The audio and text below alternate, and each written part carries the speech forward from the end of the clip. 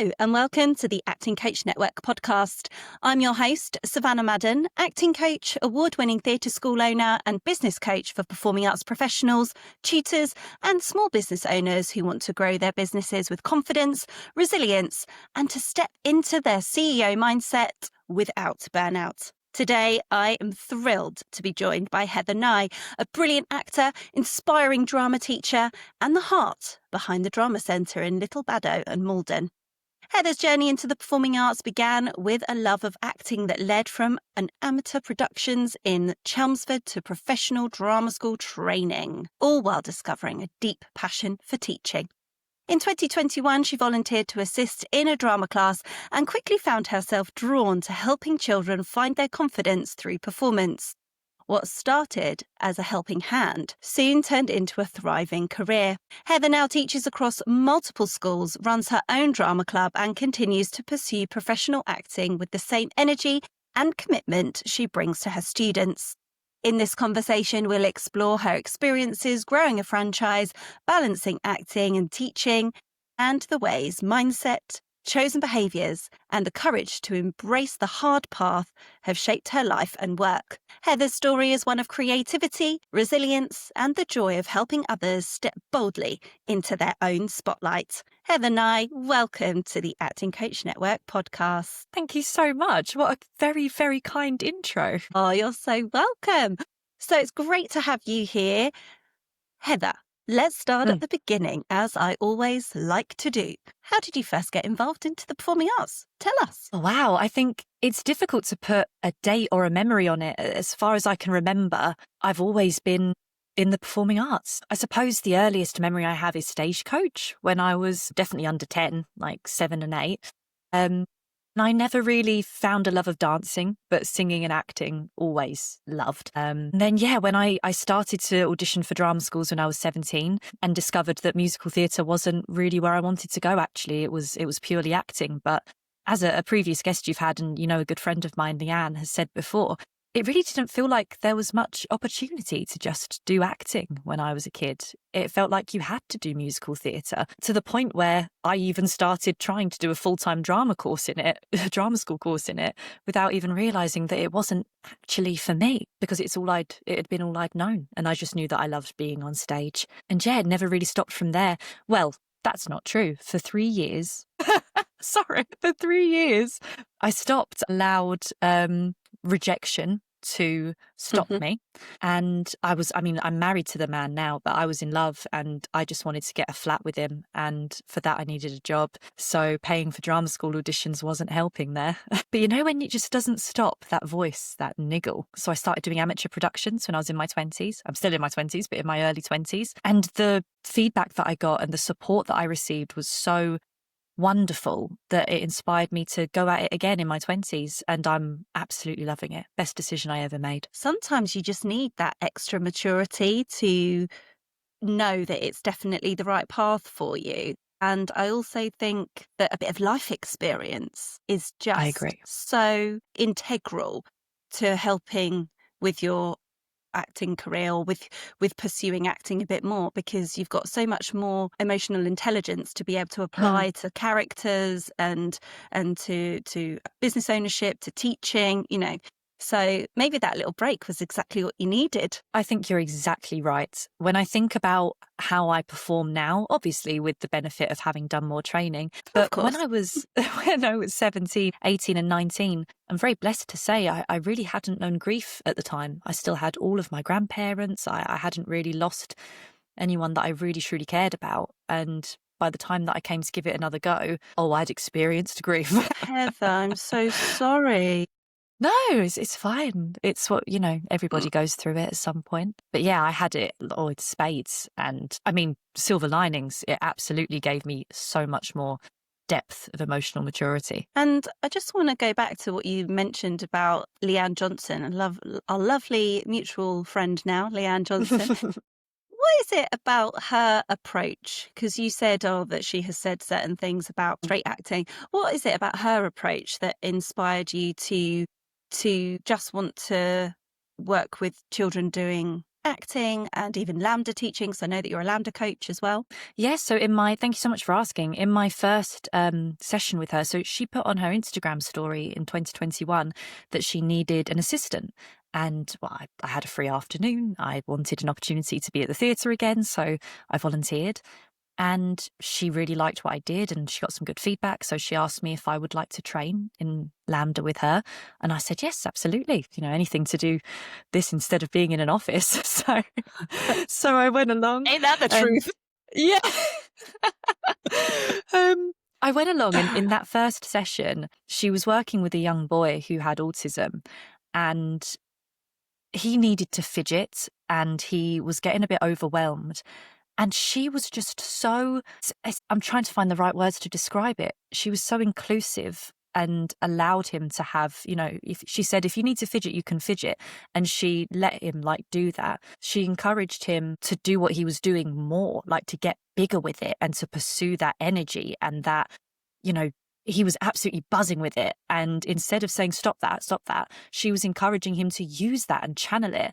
And I could have cried because I honestly had this, I've never seen this before. It felt like growing up, if you had something that made it difficult for you to sit still, then you were penalised for that and you were told it was a problem. And really, it's a superpower. And Leanne saw that. And this boy, he was just so full of energy and life and love. And the way that he turned that acting piece on that day was wonderful to see. He was only about 8 or 9 as well. Someone who, really needs the support of somebody who knows how to appropriately work with neurodivergent children. And that was what really made me go, wow, I want to give that to kids too. I want to be that in their lives. So that was your turning point. That was your inspirational moment. Yeah, big time. And I mean, Awesome. maybe it has something to do with it. My younger cousin Noelle is autistic and we've always had a very, very close bond. And she has always relied on me as a safe person. I think that also, maybe that's why it had more of a hit home moment for me. Oh, what you're talking about is just so incredibly important.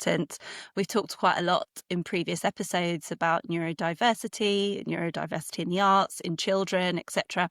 And I have had my eyes really open to it by having quite a few members of my teaching team who are neurodiverse and how they have used different techniques that work for them to help with their students. And then they've shared them with my teaching team. So now every day that I teach, I have a box of fidget toys. And amazing. All my students now know that they walk into the room. They don't even need to ask. They can just go over to the box, pick out what they need. And that is what they can use for the lesson. And I myself have found that I used to always click a pen.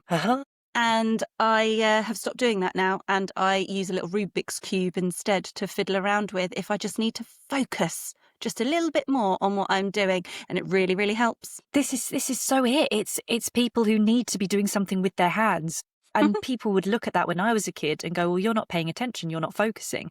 But we know now that actually I'm doing that so that I can give you my focus. And That's amazing that you have that now, Savannah. I love to hear it. I think that's why I drink so many hot drinks as well, because I just always need to be touching something and holding something. It does come up sometimes. Leanne has told me that she thinks I'm neurodivergent. I've never been tested. We probably are. Mm-hmm. She says it and I go, no, I don't think so. And my leg's bouncing up and down when I say it. And she goes, yeah, Heather. I have also thought the same thing about myself.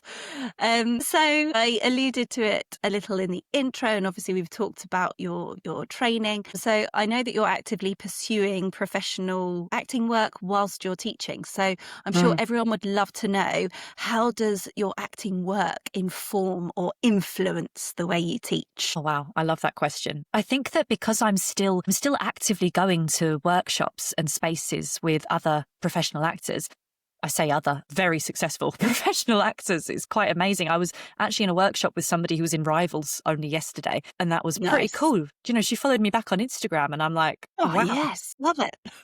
But yeah, I'm with these people in these spaces, and I'm learning what's new, what's current, and I'm up to date in that respect. So when I'm doing Lambda acting exams, I mean, at its core, the examiner wants to see that you have understood what it is that you're saying. And that's the fundamental, isn't it, when it comes to acting? It's finding what is the character's objective. Why do they say it? And that really helps. Having the regular acting training that I have really helps me when I'm with those LAMDA acting students, because I'm still very much in the thick of it myself. I'm still learning. So we learn from each other, with each other. Just the other day, I had a girl who was doing a speech from Josephine and I. And Love that speech. yeah, Red says, and she's delivering it.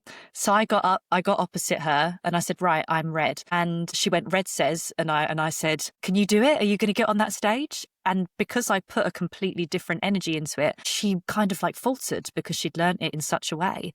And I said to her, don't do what you've practiced. Bounce off of me. Respond how you would respond if somebody gave you this energy. And what she found in Josephine's character was completely different to what she'd been practicing. And it was so much more authentic and real. And it was a really wonderful moment where I felt like if I hadn't have just been doing that in a space last week, it wouldn't have occurred to me to do that with you. And we wouldn't have found this today. Yeah, I think there's two really great things to pick up there. The first one is that what makes a great coach is somebody who is not afraid to continue learning, continue developing, continuing trying to better themselves, because there is no limit. Like, we can always do more. And I think some people get to a stage where they're like, well, I've done my training and I've done this and I've done that and that's it. And I'm just going to sit here and I'm going to do my coaching. And that's fine. But that's not how obviously you and I operate. And the second thing is that I think it's amazing that you can take things that you've been doing and translate them into working with a young person, because it's all the same, really, isn't it? You know, it is. And thank I think you for that. Yeah, I think a lot of coaches again think that, oh yeah, well, that's what some adults are doing. But adults are having just as much fun and playing in an acting lesson as the kids should be. Adults should be having even more fun, I say. Yeah. And play is exactly the word, isn't it? You go to see a play. We were called players. Yeah. Oh, what a fabulous conversation. Sorry if I do say so myself. I just love talking about this. But this is it. And also, I think if you mention to students as well that you've got a few of your methods and tidbits and whatever from the professional sessions and workshops and things you're going to, how inspiring is that for them? You know, or my teacher's been working with so-and-so or going to be coached by this person. You know, I think they find that really inspiring, and young people love being treated a little bit more like an adult, don't they? You know? Oh, They just definitely. love that, you know, respect and that maturity and things like that. So you've obviously been pursuing workshops and working with other people and auditions and things like that. So how are you balancing your acting career and building a franchise at the same time? I haven't really given much thought to how I balance it. Do you know what? I try every day to do at least one thing that pushes me towards my goals. And I have the goal of building my franchise up into a very successful territory. And I have the goal of being a professional actor. So if that means one day I've had to spend, if I've had the privilege of spending, you know, the whole day teaching and developing my skills in that respect, when I get home, I'll then maybe spend half an hour or so just working on a short monologue just to keep it fresh, because that's all I can give it that day. And similarly, if I've spent 4 hours in an acting workshop, then when I get home, I might just reply to some emails. But as long as I've done something each day, that's how I feel as though I'm working towards both of my goals. Because I think that's another important thing to recognize is that if you try to do too much, you will, and this is, you know, something that you're excellent to talk to, you will burn out if you try to do it all at 100%. once. So doing a small amount each day it feels like a balance for me, rather than trying to tell myself I have to do it all in 24 hours. I think that's great, because that's just about small steps to achieve your bigger goals, right? And if we break it down into those manageable chunks, it feels less overwhelming. And then that is how we avoid getting to those burnout situations. And I loved how you reframed what you were saying about how you get to, not that you have to, because no one has to do anything. And Exactly. we get these privileges, we get these amazing opportunities, or we create these amazing opportunities for ourselves to be in. And we have to convert those situations into opportunities as well. And I like the phrase, I don't have to, I get to. It's really nice. Absolutely. That's the mindset shift that you touched That's on it. right at the very beginning. I would sit in an office when that was my main source of income, dreaming about if I could be working with the children instead, or if I could be managing my own drama centre franchise instead. So now it is really important to look back and go, I've come a long way. I've not reached where I want to be yet. I'm not done, far from it. Definitely come in very small steps a long way from where I was towards where I want to be. And how long has it taken you to get to here? How long ago was it that you were working in an office? This is vulnerable to say, but less than 2 weeks ago. Wow. I have only just gone, and it was a real moment where I've been on holiday and I came back and I was so looking forward to going back to parents that this must sound bizarre. I was really looking forward to going back to parents that I hadn't replied to yet because of the time difference, and just being able to learn about what their kids had been up to in the summer and update them as to what I'd been up to and plan the next September. And then when I reached the office, I loved the people that I work with 100%. I loved everyone in the office. That was a real privilege for me. But the work didn't fulfill me at all, not even a little bit. And I sat there and thought, even as my main source of income, this just isn't worth it. I want to spend every day doing something that I love. And I'm spending 8 hours of that time working towards somebody else's dream. And when I framed it like that, I went, I can't do it. I can't. So I took the leap. I took the plunge. I spoke to my husband. I made some plans and I left. And now I say I left, I still offer a couple of hours of my time to them because I couldn't just leave them high and dry. I was in quite a high position there. So I still say a couple of hours a week. I hop on a call or I give my advice somewhere, but I am out of the office, baby. And that feels great. As I said, love the people there, but the work just wasn't something that made me happy. And so, yeah, I started in January really trying to make my own franchise happen. And in less than a year, I've found myself in the position where I could leave the office, which is something It's I'm really, outstanding. really proud to say that. Yeah, Yeah, thanks, you Savannah. should be. That is incredible. I don't think I've ever heard somebody do something like that in such a short period of time. So, yeah, that is absolutely amazing. I'm sure you could tell by the sound of my voice. And if you're watching this on YouTube, the look on my face when you said 2 weeks ago. So recent. I would very much like to have said, oh, I left, a little while ago. But no, the truth is it was very, very recent. And it is a bit scary. I'm very much in the moment of, is this going to work? But I choose to believe that it will. And I do believe, and sorry if this is crass to say, but I do believe if you do what you love, the money will follow. And as much I as say it money all the isn't. time, Heather. Yeah. Honestly, I say to my clients all the time when they're it's all about this mindset shift. I feel like you've got exactly the right mindset of, well, if I pursue this and if I focus on it and if I put all my attention towards it, good things will start to happen. And if I'm putting myself out there and if I'm creating these opportunities for young people or whatever it might be, everything will start to follow and start to fall into place, and the money will come and the flexibility and the freedom and all the things that I imagine one wants. And so many theatre school owners are too scared or don't have the right mindset just yet to make that leap between whatever it is that's holding them back versus what it is that they want. If you drop that other teaching gig that you really, really don't like and isn't fulfilling you anymore, and you're pushing towards someone else's dream in that teaching job and not focusing on your own, then yes, you're not getting that money, but then the more you can focus on your own dream, more money will even come to that.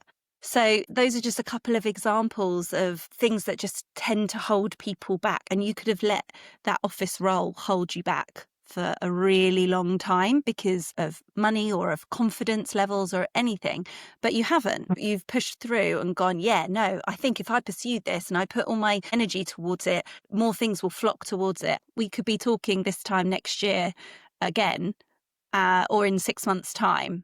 And Should we pop it in the diary? yeah, let's do it. Put it on put it on the goal board and then check in and see where you're at and what amazing things have happened in that time, because you've been able to focus so much more, or in your acting career as well. Yeah, definitely. Thank you. So I think talking about confidence as well leads me perfectly onto my next question that I want to ask you, which is, how do you help your students build confidence? And are there techniques from your own training, and I want to add in, or your own life, that you're able to pass on to them? Thank you so much for asking that. I think that fostering confidence, you have to show up. You have to demonstrate it yourself. You have to be able to show them what a confident person looks like. And in terms of techniques, there is one that jumps straight to my mind. I actually made a video about it a little while ago. I was in a acting workshop led by a woman called Ewa. She's fantastic. And she starts us off every single time. Every single person in the room stands like a star, power stance. And we say to the room, I am enough, you are enough, we are the same person. And it just creates this sense of no one is better than anyone else in here. Everyone is welcome to bring their own experiences and their own skills. And we are the same person. It just created for me this feeling of I belong here and you belong here. And we're not going to have any judgment in this space. And now I make every single student do it at the beginning of the class. And on the first week, especially the older ones, they kind of roll their eyes and laugh and like kind of take the mick a bit. But now, weeks in or months in, it's such a thing that I can see they all look forward to. Like they all grin and get towards it. And then it takes less than a minute. And then we can get on with the game and get on with the lesson. But it means that I've certainly seen a difference in how people then act with each other. Because I think it's very easy to create these, not cliques necessarily, but smaller friendship groups within the large class where you gravitate towards the same 2 or 3 people every time. And when I started doing this, I saw less and less of that. People felt more comfortable going up to each other, to the people that they hadn't actually necessarily worked with for a couple of weeks. And asking questions and supporting each other and offering kind feedback. And it created the space of we're all the same person. We're all enough. There's no right or wrong here. Wow, that actually gave me goosebumps when you said the 3 phrases that you say. That is absolutely unreal, Heather. And I love that you mentioned where you also were inspired and got that from as well. It's just lovely to hear where things originate from and how people potentially make things into a bit more like their own thing or take inspiration from places. I absolutely love that. So we have talked about your franchise. So I want to hear a little bit more about maybe some challenges that you've faced, because you are exuding positivity and confidence, and we're all human and we're all navigating this business world, and it can be challenging. So in your first year of your franchise, building, what has been your biggest challenge so far? I think that the biggest challenge I've come across is not being given a chance and taking that personally. When you reach out to a school or you put up my first drama club, put it up, and not as many people signed up as they thought they would, or the school never got back to me, or they said, oh, we've already got drama lessons, thanks. And I'm like, but it's not drama, it's Lambda, actually. And feeling as though I have to keep explaining myself and keep begging for, please give me this chance, this opportunity to prove that this is going to be worth it for you and for me. It's a challenge because it threatens my belief in myself. It threatens my confidence. It says, if they're not going to give me the chance, how can I prove myself? And then how can I make that club happen? And then how can I make money? And then how can, and you start what ifing.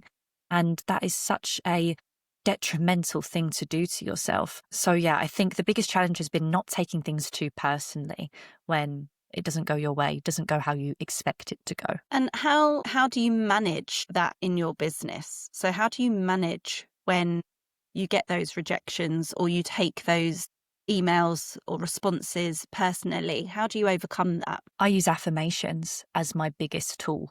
I remind myself regularly that this is an abundant universe, Savannah. There is so much out there, more than we can possibly imagine. So to give you an example, I had a young lad in my drama club who was getting on quite well, enjoying himself. He had a lot of energy, but he was really enjoying himself. And I hadn't noticed this, but Mum had come back into the room and we were all in a circle and he had a lot of energy. And she must have, I don't know, given him a look or something, because he suddenly was going, what, at Mum. And it just shifted into anger. And from that moment on, I couldn't get him back engaged. He was an angry, angry little boy. And at the end of the class, I said, I hope to see you again next week. No, I'm never coming back. I hate it here. I don't want to come back. I'm never coming back. And I've never had that from a child before. And it immediately threatened to knock me. I immediately started to take it personally. And when I was in my car, I rubbed my chest and I smiled to myself. And I thought about the 6 other children in that club and how happy they were when they left and how excited they were to come back again. And I reminded myself that a child's opinion of me does not dictate who I am. My opinion of me dictates who I am.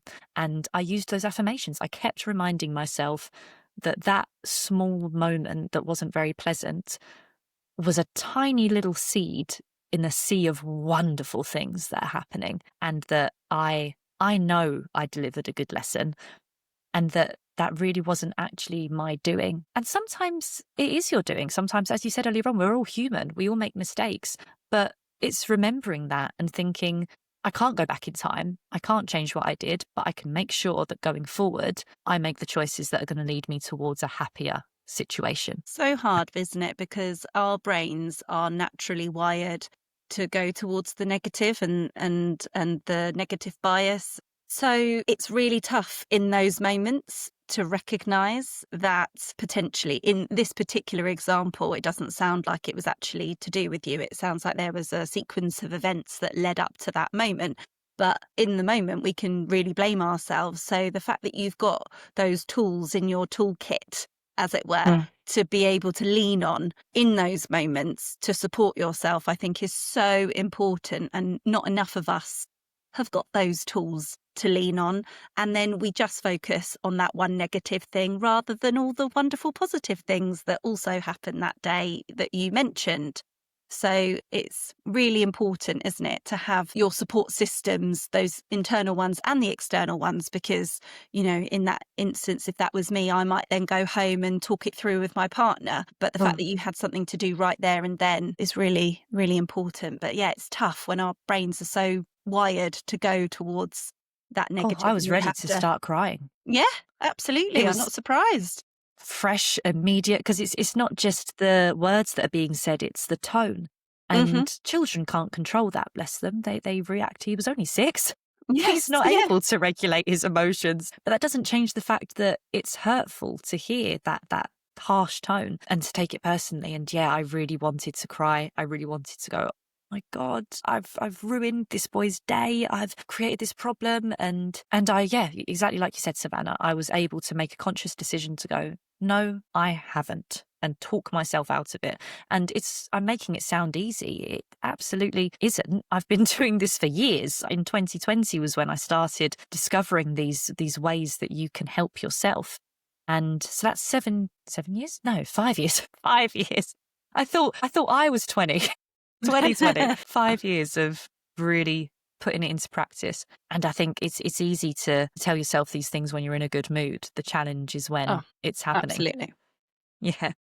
Being able to react in the moment the way that you really want to, rather than how you might automatically feel, which is, of course, completely valid. So what's been the most surprising thing you've learned about yourself as a business owner? I'm set boundaries so much firmer than I thought I would. I have blocked people easily because they've messaged me in the evening and I've politely said, please send me an email, and they've continued to message me. So I just block them. And that really surprised me the first time so I did it on an impulse. And then I started to go, oh, she's going to make a big problem about this. Like, this is going to be really detrimental. And then I thought, no, it isn't. I've made it very clear what this parent needs to do in order to reach me and to reach what they want out of this conversation. They are choosing to disrespect my boundary, which is a very fair one to put in place. It was about 10 o'clock at night and she was messaging me on my personal number. And it was something that really didn't need to be dealt with at 10 o'clock at night. not even in her world. It wasn't something that, if this was something that, was really going to affect her child that evening, then I might feel a bit different. But it wasn't, and it didn't need my attention. And I surprised myself with how easily I was able to decide, no, that is my boundary. Don't cross it, or you're going to get blocked. That's a very healthy boundary to have. I think particularly so early on in your business journey. I think it was Leanne and I actually that talked about not having very good boundaries when we both started our businesses, because our businesses are not too dissimilar in age. I believe Leanne and I are probably roughly about the same age as well. But that's not the point. The point is that it can be so easy early on in business to be a bit more on the people pleasing side of things, which has a time and a place. But at 10 o'clock at night, where that issue did not need anybody's attention, parents or yours, that's a really good moment to enforce that boundary. And I can hold my hands up and say without a shadow of a doubt that in my first year of business, I definitely didn't have that boundary. I put it in pretty quickly after that, but you do still want to be, like, oh yes, I'll reply to that and I'll reply to that. No, not the way to do business. So No. I really applaud you for being able to do that now at this Thank early you. stage in your business ownership career. Fabulous. And we talked a lot about mindset, which is awesome because that is my absolute bag as well, and chosen behaviors. How do you manage your mindset when you're both teaching and in your acting career? Because owning a business is no mean feat. Being an actor is no mean feat either. It's one of those careers that you don't just sort of luxuriously sort of step into and, Definitely it's not. all like, sunshines and rainbows, is it? I'm sure lots of careers are also the same. You don't just waltz in and be able to do it beautifully and are really successful really quickly. So what my question is, how do you adopt your growth mindset and use it well, or as well Thank you. as you can in both your careers that are lovely intertwined? I strive to be someone that everyone is going to want to see again. I don't change who I am. I don't start, as you said earlier on, people pleasing. I don't, start bending over backwards. But at the same time, I walk into every space with a chosen, I decide before I walk in, you're going to like me. And if they don't, that's up to them. And that works with children, it works with casting directors, it works with writers. It was only on Sunday that a writer put up on their story through a space that I was connected to, saying, I've written a new piece, I need some new actors. Would anyone like to come and read? This is where I met the woman who had been in Rivals, some other people there who have done some amazing things. And again, people like me who haven't even had their first professional job yet. Now, I could have had the mindset when I saw that of, I'm not good enough for that. But no, I decided, you're going to think I'm great. So I reached out and said, do you still need actors? And they said, yes, we absolutely do. And that put me in that space. And I left having been invited back next Sunday to read the scene again. And I think that happened to me because I'm very firm in my decision that I'm a likable person. And if you decide that, then you start acting like that. Does that make sense? It sure does. I really feel the same. I've been putting myself forward more to speak in people's memberships and to speak on stages, because that's a place that I really want to be right now, and speaking on other people's podcasts. And you know what it's like when you can see a Facebook post in a group, for example, you can see all the other people that have commented. And I've had limiting beliefs like, oh, they would do a bit of a better talk than me, or they're way more experienced than I am, or something like that. And I've just sat there and I've gone, everyone is in the same boat here. We're all pitching for the same opportunity, or whatever it is. And I am still going to put my comment there. And what has happened? Absolutely. I have got 2 podcast interviews booked, and I've got 2 talks in 2 different memberships next month.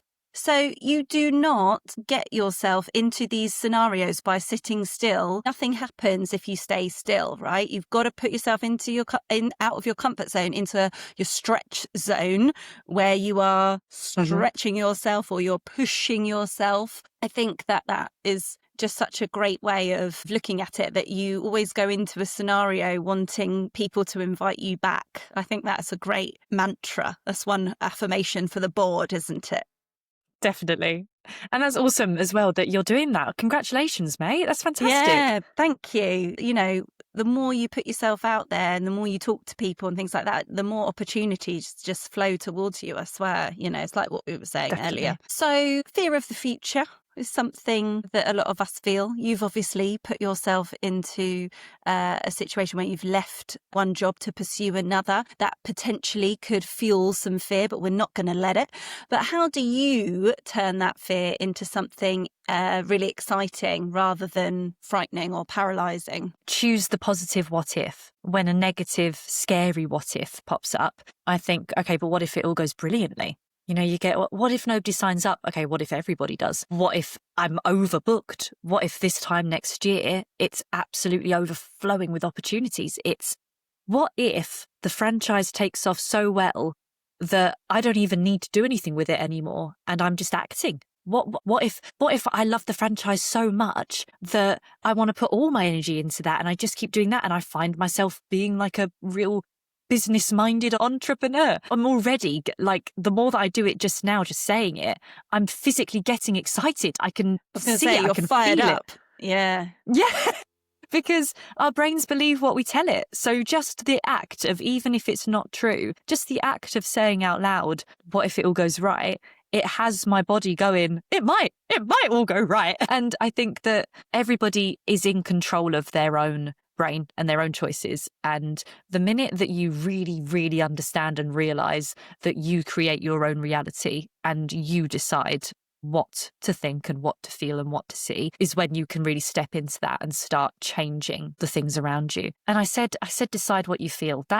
You can't help it, of course, if something throws you, but you can decide how you're going to react to it. It's like you said earlier on with that young boy who started getting quite overwhelmed and angry. I could have, so my emotional reaction was one of real upset. And I could have looked at this child and gone, well, I don't want you back next week. And responded in the same way that he was. That's how my body wanted to respond, because we're all children inside. But I chose to instead go, okay, that's a shame. And, walk away and do what I needed to do to calm down and rewrite that feeling. So yeah, you're in control, you're in charge, and you can choose to panic in the fear, or you can choose to not do that. And similarly, if it isn't working and it's not everything you thought it would be and you're not enjoying it, you can choose to recognize that and do something about it, rather than go, well, that's what I said I was going to do, so now I have to do it. No, you don't. It's your life. Do what you want. Amazing. I love that. So you are a drama teacher. You are a Lambda coach, which covers public speaking and acting skills. And, they do overlap. So how do you see these skills benefiting day-to-day life and not just performance? I have a very firm, clear voice. If I'm in a public space and I need to be heard, I can make myself heard. Emotional regulation is something that I've taken massively from acting, because when you're acting, if you've had a bad morning, but you're playing a character who's having the best day of her life, you act as though you're having the best day of your life. And so I've learned how to physically do differently to what I'm feeling.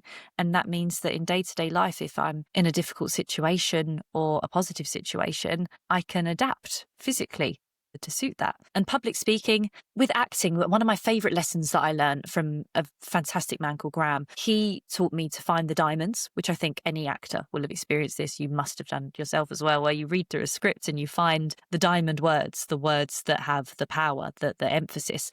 And a tip that I always say to the children is, if you were a voice actor and you couldn't rely on your face or your body, how would you say this word to help your audience understand how you feel about it?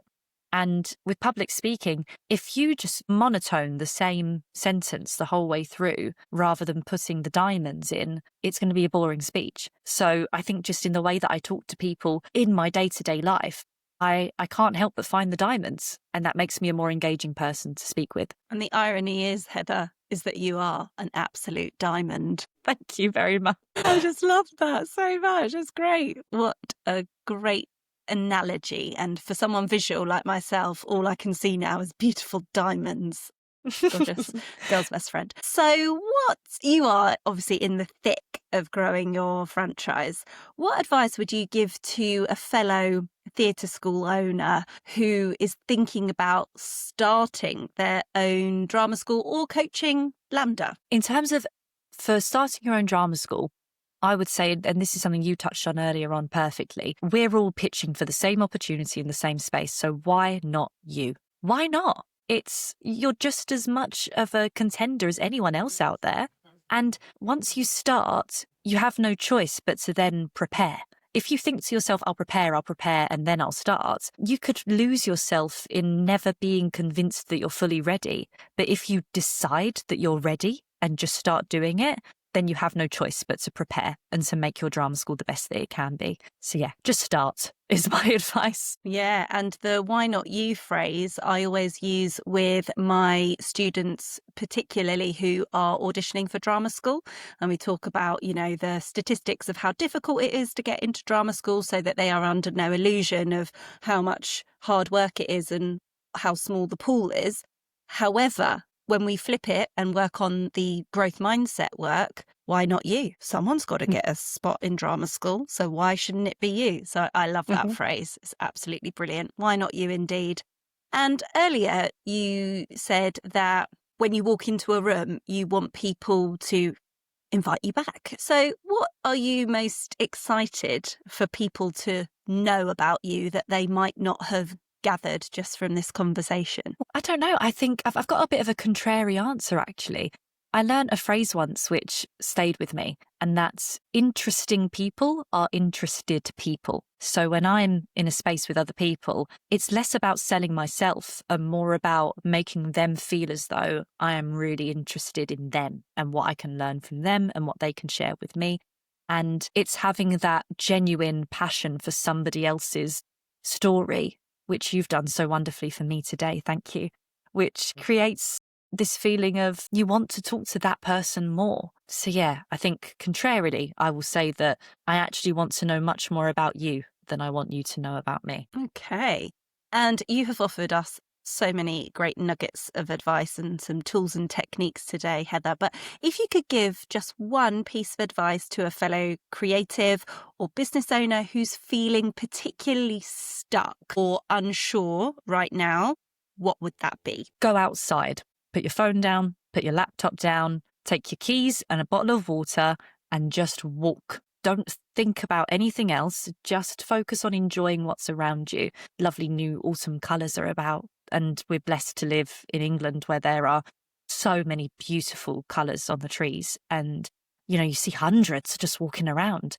And that's I love this time of year. There's so much inspiration out there. But yes, I think when you go outside and you get away from your laptop, your computer, your phone, it doesn't take long for your body to calm down and for it to reset and stop thinking about what could be happening and instead just exist in what is happening. And I think it's in those moments that you have your creativity spark because you've freed yourself from the chains of the phone where you keep getting lost on Instagram or keep getting lost in somebody else's idea that you've seen. And sure, that might spark an idea for you, but if you then scroll on to the next thing, before you know it, you've lost it. Whereas if you go out, your brain will keep churning it over and turning it into something wonderful, hopefully. Get outside. Brilliant advice, Heather. Thank you so much, Heather. That has been just absolutely brilliant. I'm sure everyone is dying to know now, where can we find you if we'd like to hear a little bit more about your work? And if we would like to connect with you, where can we find you? Thank you. So please connect with me. As I've just said, I love talking to people. I love hearing about you. My business account, at Heather_the Drama Centre. And my personal acting account is Heather Nye. That's NYE like New Year's Eve. So if you're an actor or a writer or a director looking to connect, Heather Nye is the way to go. And if you're interested in working with me as a LAMDA coach or public speaking in any respect, find me at Heather_the Drama Centre, please, on Instagram. And yeah, please message me. It'd be great to talk to you. You're like me, love talking in the DMs. Absolutely brilliant. Definitely. Thank you so much, Heather. And thank you so much for listening to this episode of the Acting Coach Network podcast. If you love what you heard, make sure you're following. And if you've got a moment, I'd love you to leave a quick review or share the episode with someone else in the industry who might just need it. You can find me over on Instagram at the Acting Coach Network. And if you're looking for support to grow your coaching business or creative career with confidence, resilience, and without burning out, check out the latest tips, tricks, and behind the scenes over on Instagram. And you can also find my latest free resource in the show notes. I'll be back soon with more real conversations, expert insights, and tools to help you build a business you love. Until next time, keep going, stay kind to yourself, and I'll see you soon.